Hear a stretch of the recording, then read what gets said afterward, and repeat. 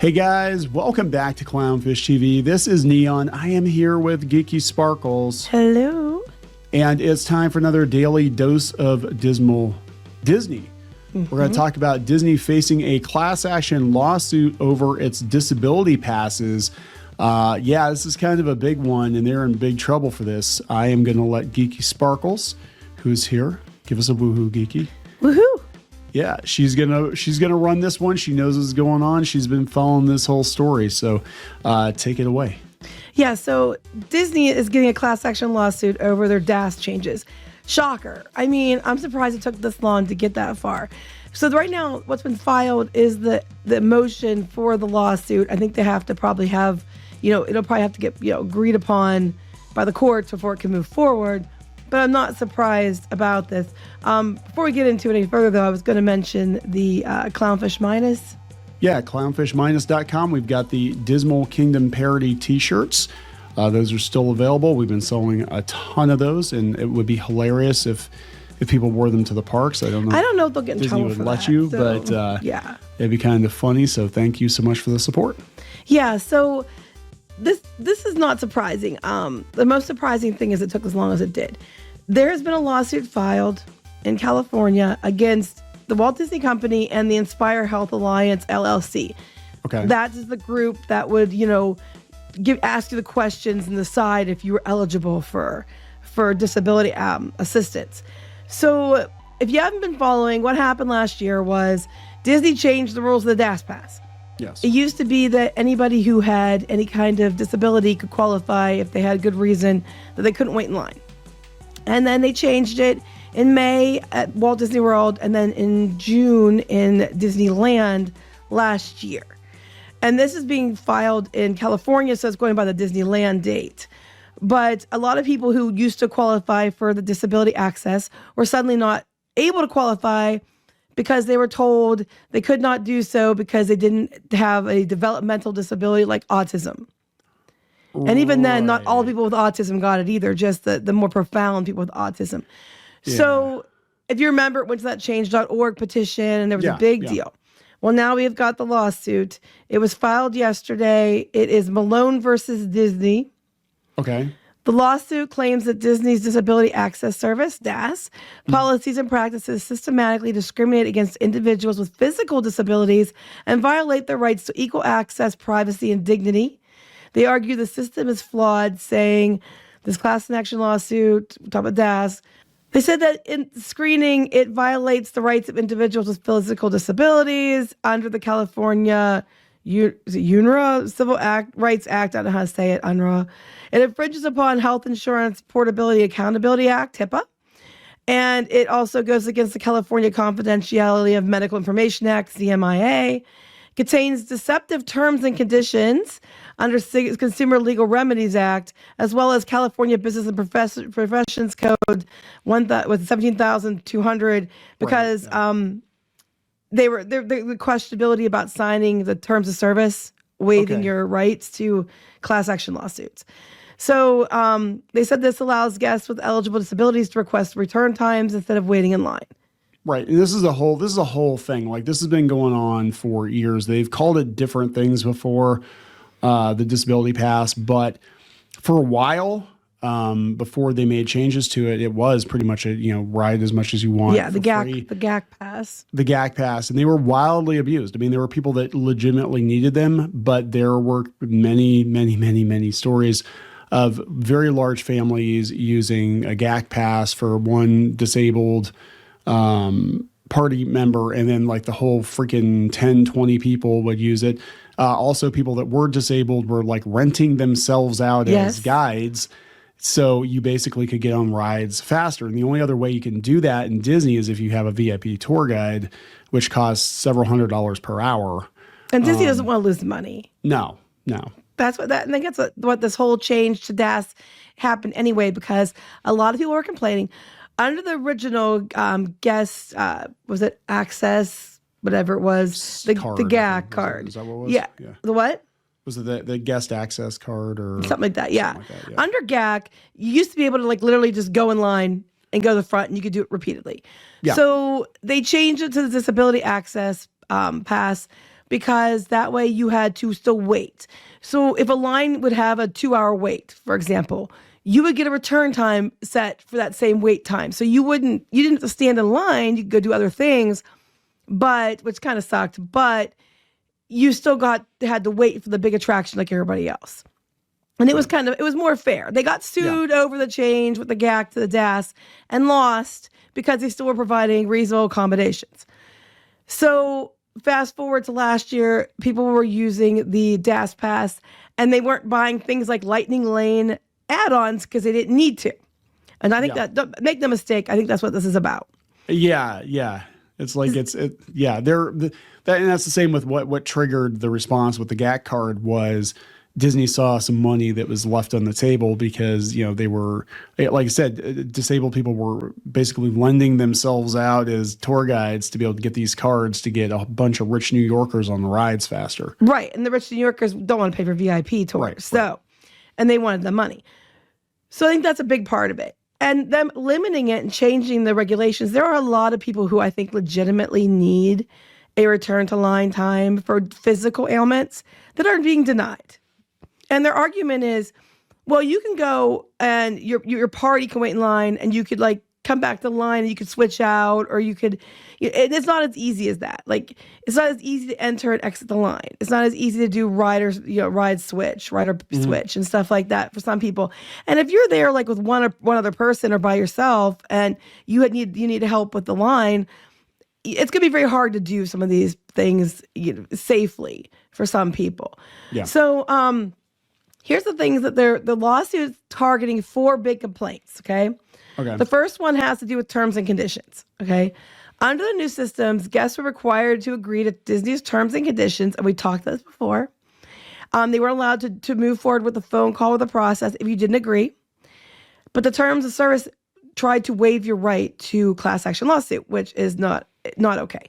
So they said that you had to agree to, I understand that after an individualized decision regarding my personal circumstances, I may be offered DAS alternative accommodations or no accommodations at all.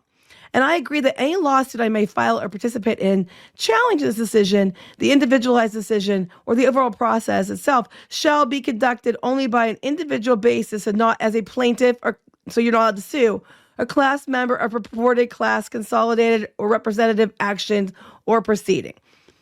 So they're basically trying to force people to agree to this. Yeah. The problem is, and they're going to argue it later, is the fact that this does not allow for arbitration. As people who have signed agreements that allow for arbitration, I can tell you, there's different things that need to be established, like a time frame, a location, how arbiters going to be picked, and how arbitration is going to work, and how long a time frame you have to arbitrate the dispute. These are things you have to agree upon ahead of time. They can't just have you sign this waiver and then say, "Yep, you can't sue us now." Right. I mean, am I wrong? No. Yeah. There's a lot, but the thing is that they put that language in there because as more of a deterrent. Yeah, it's intimidation. Because most people aren't going to know, I guess, the extent of the law and whether or not it's actually valid. Just because a company says you can't sue us doesn't mean the law agrees. Right. So they said this violates the California Business and Professions Code because there was no arbitration. I mentioned the arbitration thing. Privacy. So they're trying to argue the second thing they're suing over is regarding privacy HIPAA violations. Because I guess when you called this Inspire Health Alliance, there weren't protections for privacy, they're claiming. Okay. So cast members and other guests might have overheard your health requirements or some of your things that you were saying. So it violates HIPAA laws, is what they're trying to argue. The third is actually third and fourth, denied DAS. The first part is the DAS accommodation subclass, which applies to physically disabled guests who are denied DAS after Disney revised its criteria, which, said it was only physical, disability or intellectual, kind of like autism and things like that. Right, the second part is the DAS denied subclass. This applies to all guests with disabilities who were denied DAS, but then instructed to use alternative accommodations like queue reentry, meetup, rider switch, location return times, because they argued they were not equitable, and they didn't give the imposed they imposed undue burdens, logistical challenges, emotional stress, and safety risks because people were having to, figure out what they were going to do in the meantime. But you had to do that anyway. Yeah. So, and they said there were also anecdotally stories people were told to pay for Lightning Lane, or they were told to practice waiting in line. We talked about that before. No, I've actually heard stories from people that watch the channel. They've actually left comments. They've sent us emails sometimes talking about the situation with the DAS, where even if you have a provable physical disability, Disney was being very, very selective in who they would give these passes to. Yeah, basically, from my understanding, it's just people like with more aggressive autism and things like that. But there are people who physically cannot stand in line for a number of reasons. I have a bad back. I mean, it's not just like, oh, a bad back. It's like my spine is a freaking mess. I have all kinds of nerve damage. I do not like standing in line. You do though. I do. I'm probably eligible for one of these passes. I've never. Well, not for one of these passes. Well, you were. You aren't now. Now you'd be eligible for like Ride or Switch or Meetup or Q Reentry or something like that, probably. Maybe, possibly, because they're being really selective about that too. And their basic answer is buy Lightning Lane. So the lawsuit, what they're seeking is they want certification of the proposed classes and subclasses outlined in the document, meaning they want to move forward with the class action lawsuit and they certify these categories are valid, right? They want an acknowledgement that the policies violate the different acts in California law. They want an injunction requiring Disney to revise the DAS Pass program to comply with the California laws and also remove misleading eligibility criteria. They want to ensure equitable access for those with disabilities, restitution and statutory damage, including attorney fees and costs, and other relief that the court deems fair. Yeah, no, go ahead. No, I was going to say, I'm really torn because, do they probably have a case? Yeah, they probably have a case, but I'm also like, everybody lines up to sue Disney for everything. And some people might be suing just because they're like, you took my GAC pass away and I'm pissed. Well, someone did and they lost. But I was going to say, I think there's a couple different things here. And I talked about this earlier in this article when I wrote this today. The terms of service think they do have a case because they are deliberately trying to word it in such a way that people feel like that they can't do anything if they're denied. Yeah. Which they are not given. They're not giving them the proper wording, for arbitration. They're not. So it's a scare tactic, and I think they might have grounds to go after that because at least if they're gonna try to enforce arbitration, then they have to put that wording in there. But I don't think they can in this kind of circumstance. So I think they might win on that one. Privacy is going to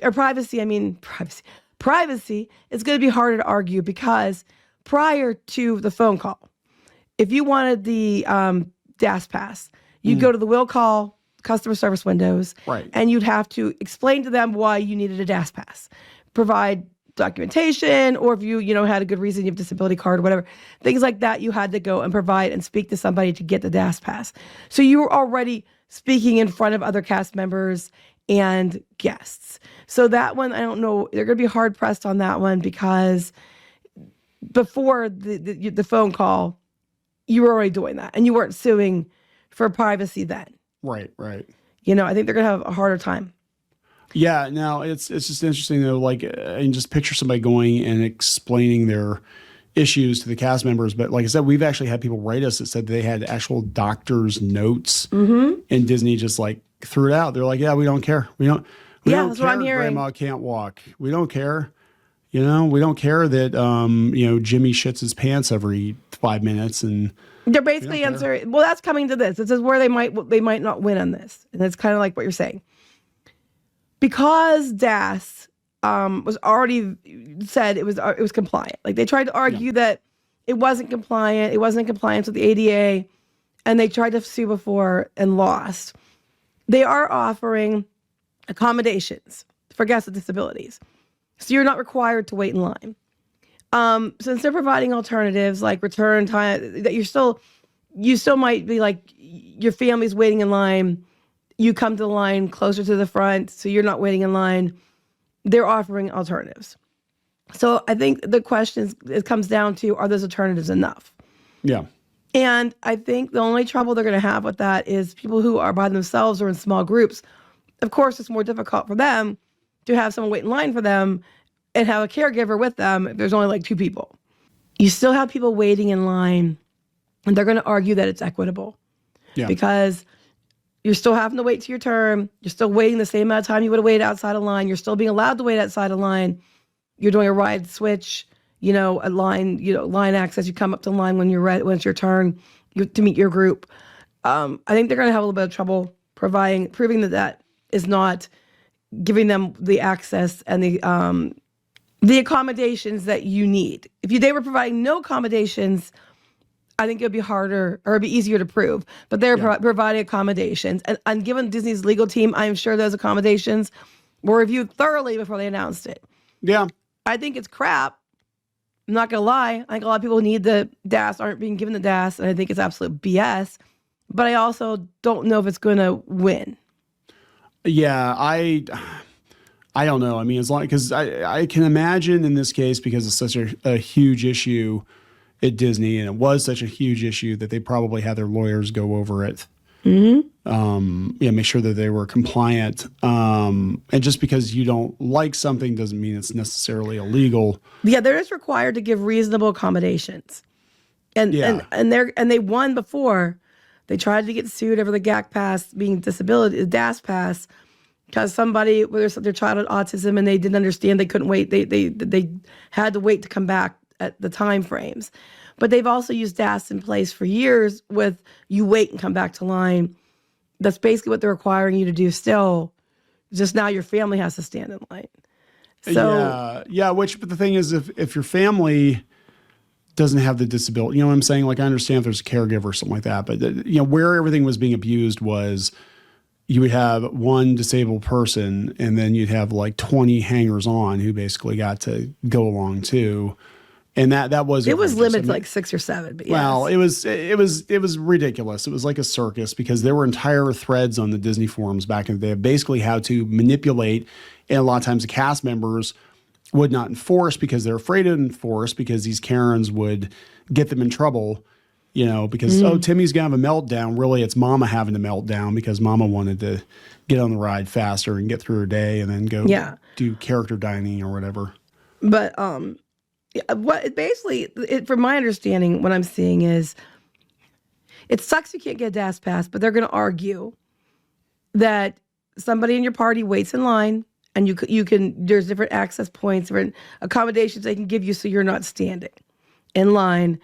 And that's basically what's going on. Because before you and your party get a time to come back, you go ride other rides you can get on, then come back to ride the big one while everybody else had to wait in line for the big ride and didn't get to ride the other rides. You got to ride a bunch of other things in the meantime, or go get food, or use the bathroom, or whatever. And they're going to argue that we're offering you something like that. You just have to have one of your party wait in line. Well, now I can see Disney is playing 4D chess here, right? Because what they're doing now is they're intentionally ruining all the rides. So nobody's going to want to wait in line for any of these rides anyway. So they're like, hey, problem solved. Yeah. You still have to pay, though. Still have to pay to get in, But So there it is. They have initiated class action proceedings. It's got to go through the hearing. It runs. I think there's a hearing usually to see if it can move forward or not, and that'll be the next step probably. This is like every damn week they're getting sued for something, and I think we never really paid that much attention to it before because this always kind of remind me, with Disney getting sued for everything. It always kind of remind me of people like tripping and falling in front of a big retailer like Walmart or something like that to try to get money. And now with Disney, it's like, oh, what are you going to give me, Disney? What are you going to give me? Because we knew we've seen it. Yeah, we were trapped on the monorail a couple of years ago. One of the monorails broke down, and we were stuck on the monorail for like an hour and a half, something like that. And we get off, and they're giving everybody fast passes and Powerades, which, okay, fine. We're hot. It was 100 and some degrees, and we're stuck in a metal monorail. But there were people that were looking for more. Clearly, they were making. Immediately that finger, the money thing with your fingers. Money finger thing. They give me some money. As soon as he got off, we watched him walk up and do like money finger. It's like, oh, come on, dude. Money finger. That sounds like a James Bond villain. I know, but you know what I'm saying, where you make the little movement with your fingers, and they were coming off doing that, and I was like, dude, you're on the monorail for an hour and a half. It was hot, but you weren't like in any danger. It wasn't like the Skyliner that time. Right. I guarantee you there was a lawsuit or 5 after that event. I'm just sitting here thinking, like James Bond is like, yeah, Ms. Moneypenny, she's fallen on hard times now. She's Ms. Moneyfinger. Yeah, apparently Moneyfinger, yeah. Yeah, that's how she makes her money. That's the Midas touch, man. Okay, yeah. Yeah, right. Gold where the sun don't shine. Are we gonna wrap it up? Yes. Please subscribe for more pop culture news, views, and rants. We'll talk later. Bye.